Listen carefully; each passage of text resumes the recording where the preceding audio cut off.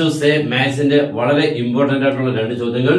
നിങ്ങൾ സാധാരണ പഠിക്കാത്തതും എക്സാമിന് ഉറപ്പായിട്ട് വരുന്ന രണ്ട് ചോദ്യങ്ങളാണ്. പക്ഷെ ഇതൊക്കെ ചെയ്യാൻ വലിയ ബുദ്ധിമുട്ടൊന്നുമില്ല. പക്ഷെ നിങ്ങൾ പഠിക്കാത്തതിന്റെ പേരിൽ ഒരു ബുദ്ധിമുട്ടായിട്ട് തോന്നിയേക്കാം.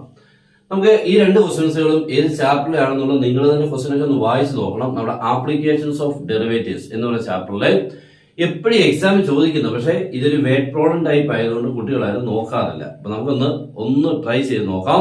അപ്പൊ ഈ ക്ലാസ് ഇഷ്ടമെങ്കിൽ മാക്സിമം ഒന്ന് ഷെയർ ചെയ്യുക. നമ്മുടെ ചാനൽ എല്ലാവരും ഒന്ന് ഫോളോ ചെയ്യുക. അടിച്ചു പിടിച്ചുകൊണ്ട് പഠിക്കാം. ക്വസ്റ്റ്യൻ എല്ലാവരും ഒന്ന് വായിച്ചു നോക്കുകയെ.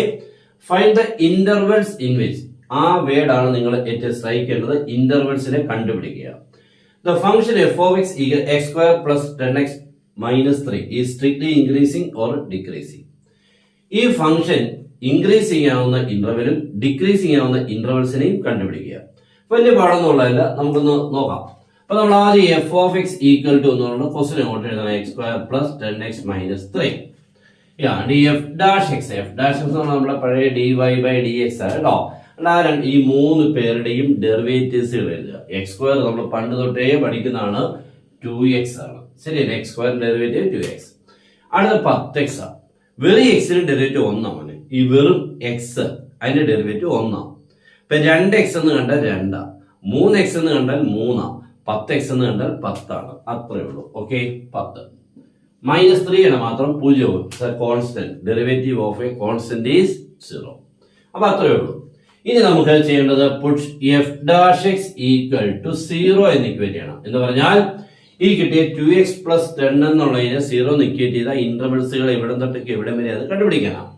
That is 2x plus 10 is equal to 0. അവിടുന്ന് 2x ഈക്വൽ ടു പ്ലസ് 10 അപ്പുറത്ത് എഴുതുമ്പോൾ മൈനസ് 10. 2x ആണ് മൈനസ് 10. അവിടുന്ന് 1x ആക്കണം. Minus 10 by 2 becomes minus 5. That's all. Okay, ഇപ്പൊ x കിട്ടി. x കിട്ടിക്കഴിഞ്ഞാൽ നമ്മളൊരു ചെറിയൊരു നമ്പർ ലൈൻ വരികയാണ് കേട്ടോ. ഒരു നമ്പർ ലൈൻ വരയ്ക്കുക. എന്നിട്ട് ഒരൊറ്റ മാർക്കിംഗ് അതിന്റെ ഇടയ്ക്ക് ഇത്രയിനുള്ളില് -5 എന്ന് മാർക്ക് ചെയ്യുക. ഇവിടെ -ഇൻഫിനിറ്റി, ഇവിടെ +ഇൻഫിനിറ്റി. ഓക്കെ, ഇത്രയായി കഴിഞ്ഞാൽ പരിപാടി തീരും. ഇനി നമ്മൾ ചെയ്യേണ്ട ഒരു പരിപാടി എന്ന് പറഞ്ഞാൽ നമുക്കൊരു ഷോർട്ട് കട്ട് ആയി പറയുന്നത് കേട്ടോ. ഇവിടെ എക്സ് സ്ക്വയറിന്റെ സൈൻ പ്ലസിലല്ലയോ?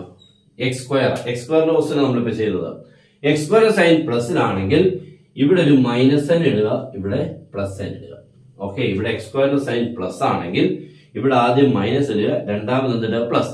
ഇനി ഈ എക്സ് സ്ക്വയറിന്റെ സൈൻ മൈനസ് ആയിരുന്നുവെങ്കിൽ ഇവിടെ പ്ലസ് ഇടുക, അന്നേരം തിരിച്ച് ഇവിടെ മൈനസ് ഇടുക. ഓൾട്ടർനേറ്റ് ആയിരിക്കണേ. അപ്പോൾ ഈ -ഇൻഫിനിറ്റി ടു -5 അത് നമുക്കൊരു സ്ട്രിക്ട്ലി ഡിക്രീസിങ് ആവും. -5 ടു +ഇൻഫിനിറ്റി ഒരു സ്ട്രിക്ട്ലി ഇൻക്രീസിങ് ആവും. പ്രോബ്ലം തീർന്നു. ഇത്രയേ ഉള്ളൂ കേട്ടോ. കഴിഞ്ഞ പരിപാടി ഇതാണ് നമ്മുടെ ഇന്റർവെൽസ്. ഇന്റർവെൽസ് എന്ന് പറഞ്ഞാൽ അറിയാലോ, രണ്ട് ഭാഗങ്ങളാക്കി മുറിക്കുന്നതിന് കേട്ടോ. അപ്പോൾ ഇതാണ് ഇന്റർവെൽസ് എന്നുള്ളതാണ്. ഇത് ഏതൊക്കെ ഇന്റർവെൽസ് ആണെന്നുള്ളതാണ്. ആദ്യത്തേത് ഡിക്രീസിങ്, രണ്ടാമത്തെ ഇന്റർവെൽസും ഇൻക്രീസിങ്ങും.